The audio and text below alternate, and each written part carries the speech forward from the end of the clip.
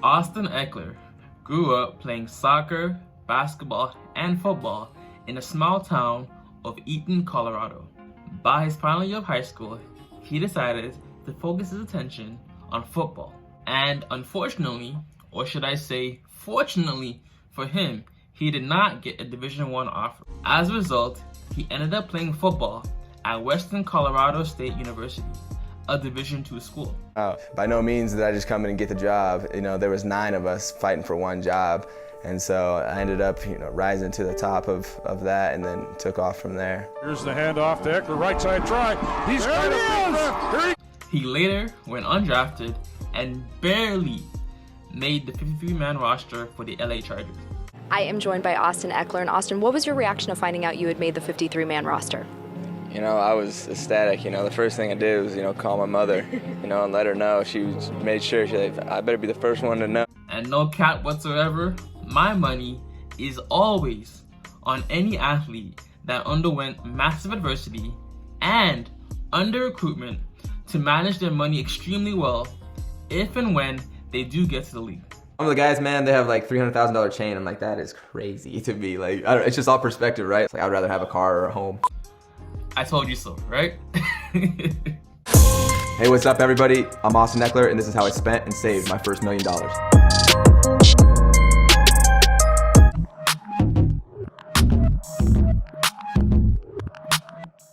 There's absolutely zero negotiation with undrafted with my first contract. It was, hey, you're on the minimum for the next 3 years. Here's a little signing bonus of like $5,000. To me, I was like, yeah, that's awesome. Like, cause they could have given me nothing for a signing bonus. And the league minimum's nothing to, be sad about. Like, I'm definitely pumped because I think it's like, now it's climbed up to like 500,000, even above that. And then there's always the bonus in the spring that you're really trying to play towards too.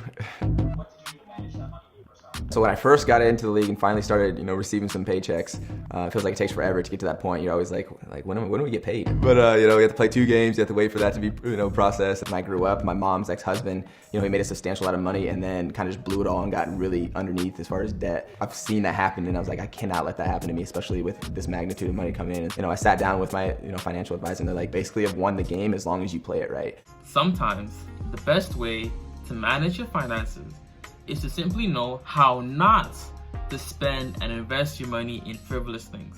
Life is too short to make the same mistake twice, especially if you can read about other people's financial pitfalls on sites such as Quora or Reddit.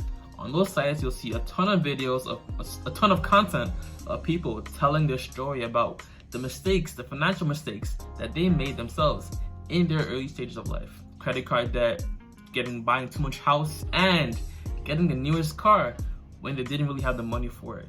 They could barely afford the monthly payment for that car. Coming into my 3rd year, Melvin Gordon decided that he wanted to sit out. And then it's like, well, he's not here, so Austin, you're up. They either had a choice to tender me, which is basically like a 4th-year option for undrafted guys, or they could sign me to an extension, or they can let me go. We went back and forth and finally came down to like $26 million after incentives on 4 years. So that's when some spending started happening.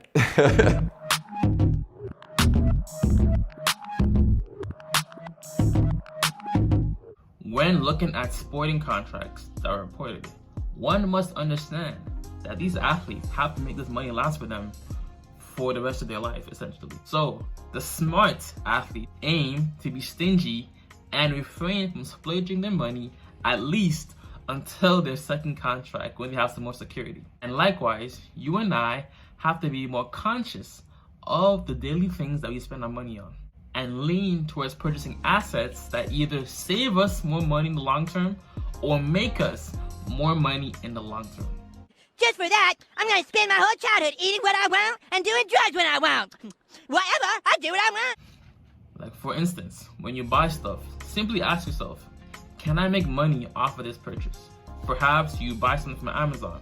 Maybe you make a video reviewing the product, and then you sign up for Amazon Associates affiliate program, and you get an affiliate link and put that link in your description. And as a result, you have your main job, and then maybe that one video is making you maybe $50 per month. But that's money that you otherwise would not have had if you did not have that, that framework of thinking of how you can monetize the things you buy on a regular basis. You know what I'm saying? Over the course of the average person's work life, they too will have made $1 million approximately. It's just that athletes get their money up front. So the main goal for people should be to strive to save 30% of each work deposit that they get and ultimately build an emergency fund of at least 6 months. After saving 30% of your income and building a robust savings account, and once you've dealt with all your non-mortgage debt like credit card debt, student loan debt, card debt, you must start putting your time and attention towards things that are making you more money, such as a 401k or dividend investment, so that you can combat the inflation that usually incurs over the years. And for many people, rent is their biggest monthly expense. So my question for you is, do you really need that luxury apartment or whatever apartment you're currently at that is taking almost 50% of your monthly income? Do you? So I talked about how I saved my money. Now let's talk about how I spend my money. The first thing I bought on my first contract was a Chrysler, and it was about 30 grand. I bought it used just because I wanted to save money. That was like my first check that I ever got, and I knew a majority of it was gonna go towards the Chrysler. Well, majority of it I feel like went towards taxes. Used Chrysler, 30 grand. Used cars are always the best bet unless you are financially well off, making at least 100K and have no debt. If you were making 100K, have no like major debt, sure, I guess do your thing. But for most people, even if you are making a lot of money, but you have debts that you can take care of, the less debt you can accumulate, the better. Cars, for the most part, are a liability. You want to avoid the depreciation of a new car while also avoiding the maintenance fees and maintenance costs that come with an older version of a car as well. So the best time to have a car is between the 2nd and 8th year of its ownership. So for example, if a car is made in 2021, the best time for you to own that car is between 2023 and 2029.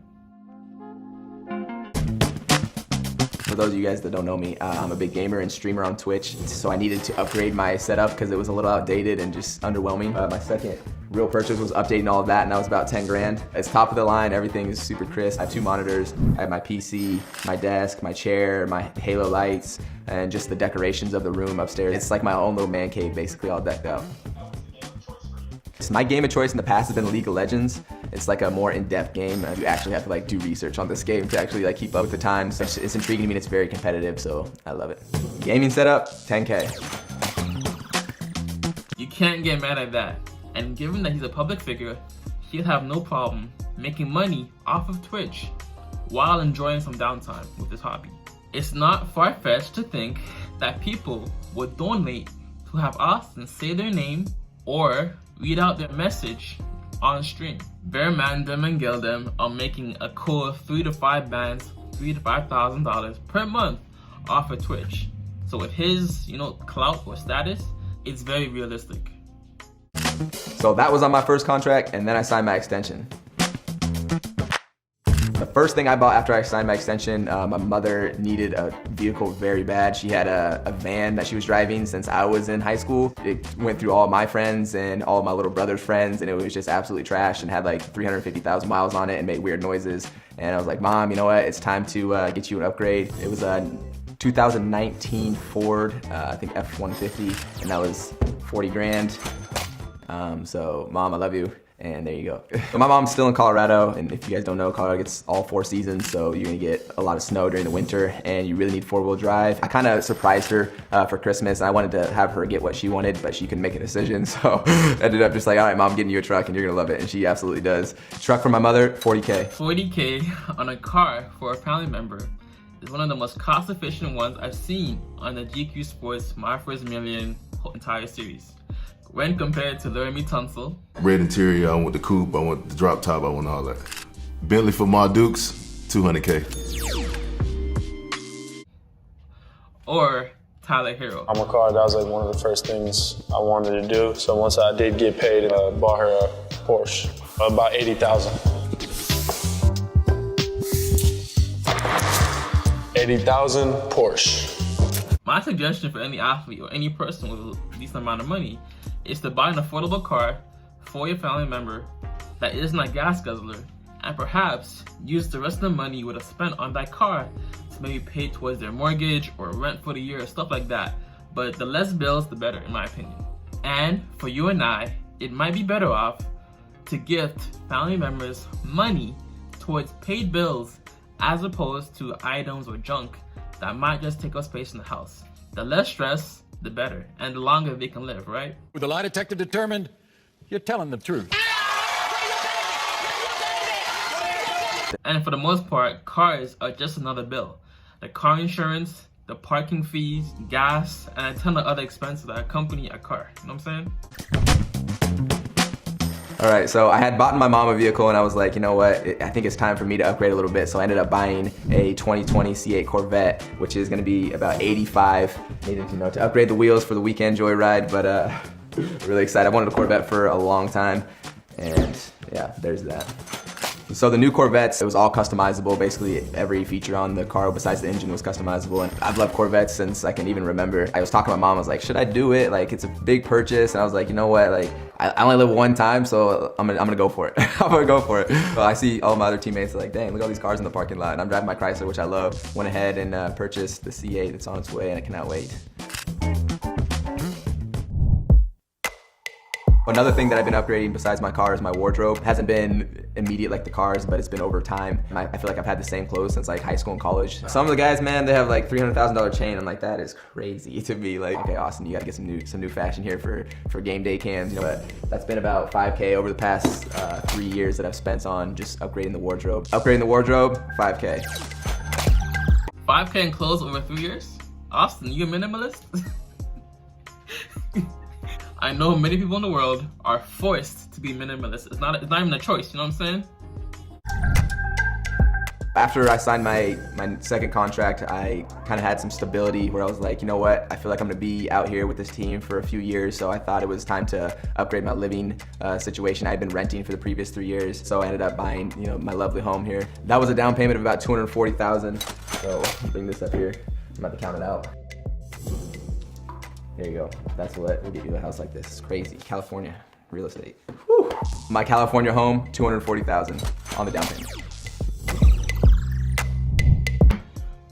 If I was a betting man, I'd say he did not buy too much house or too big of a house like most people tend to do. Oftentimes, people or athletes in general have to downsize given the yearly property tax that they pay on that property and the maintenance fees that accompany that property in general. And if they are reckless in other areas of life, they might use the property as an asset to pay off other liabilities. We hear countless stories of athletes or actors who owe the IRS money or owed XYZ money and sold their house to recoup the lost cost. 50 Cent, the famous rapper. 50 Cent first listed his 50,000 square foot home in Farmington, Connecticut for $18.5 million in 2015. In the fall of that year, he lowered the price significantly to $8.5 million after he had filed for Chapter 11 bankruptcy.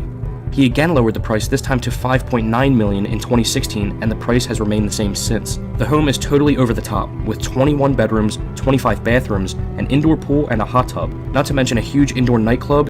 But in LA though, buying a house in LA, he might have been better off purchasing a home in Las Vegas, Nevada. No, not too far off, like, a state over, where he could get more house for his money, you know what I'm saying? The median home cost in Las Vegas is about $250,000 compared to LA, which is $670,000. Big difference. So after my second year going into the off season, one of my college football crewmates and roommates went over to Australia and ended up managing his own gym. After my second year, I went and visited him, and it was about $15,000 to cover that trip. It was my first time leaving the country. I had a great time. That second contract truly allows an athlete to enjoy the fruits of their labor, especially given that he came into the league as an undrafted D2 athlete. It's tough. Oftentimes, you and I have to forego the instant gratification of Uber Eats, DoorDash, Skip the Dishes, whatever, so that we can achieve our money-saving goal or our debt payoff goal. Delaying instant pleasure for future reward is important. Stoicism, essentially. My last big purchase has been my real estate investments. Basically, since the first year of being in the NFL, I kind of had my eyes set on real estate just because I wanted to create a passive income stream. So I basically wanted to move all the money that I made from the NFL into investments. The one I look forward to the most is definitely real estate. So that's where I have a lot of investments right now. Currently, I have 17 units, all in Colorado. My mother's a real estate agent there, so I have a lot of connections through her. And that's helped me out a ton, especially in the real estate industry. It's all about who you know to try to find deals that aren't listed. So I have, I think, 5 or 6 buildings. This is basically just representing the rest of the down payments on those. My real estate investments, $800K. It's probably more, but that's all I have right now. So that's for the next video, how I spent my second million. Austin is on pace for 3 income streams: the NFL salary, the real estate rental income, and Twitch income as well. The only knock I'd say is the house in LA, given that he's 25 years old. He might want a different house if and when he gets married. And the rental income that he's getting from Colorado essentially means he's already basically living for free. Right? He can use the rental income to pay for the rent that he's at in LA and only live in LA during the season, while the rest of the year he's in Las Vegas or Colorado or another place, without dealing with the LA housing market. I've also made a donation to my own foundation, which is the Austin Ekeler Foundation.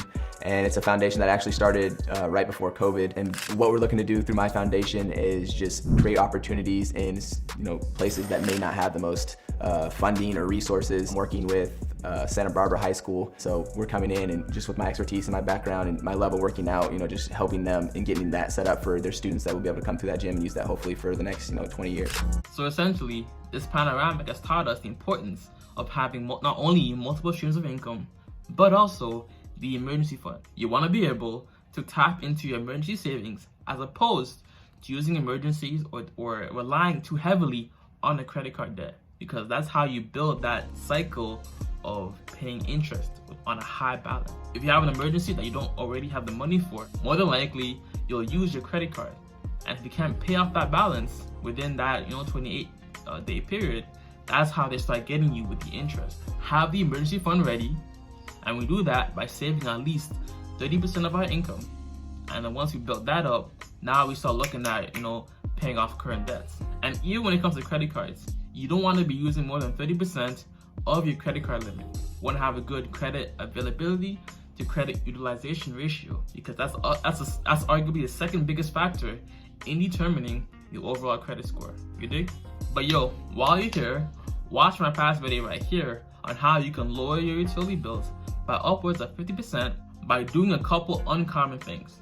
Or watch my other video right here on things to be aware of when looking to make your own online business, especially when it comes to e-commerce or buying any type of course. Be careful of these certain things. Watch that video right here. As always, if it doesn't feed you, don't water it, and too much of any good thing is good for nothing. How you lot doing today? Say it with me. I'm doing more, saying less, and keeping that same energy. No cap. Flip the script. I'm out. Deuces. Go heaven. Yeah. Ask me what's the hope in this world. I say it's heaven. Yeah. And on my worst days, I just keep my mind on heaven. Yeah. Our Father, who art in heaven. Yeah.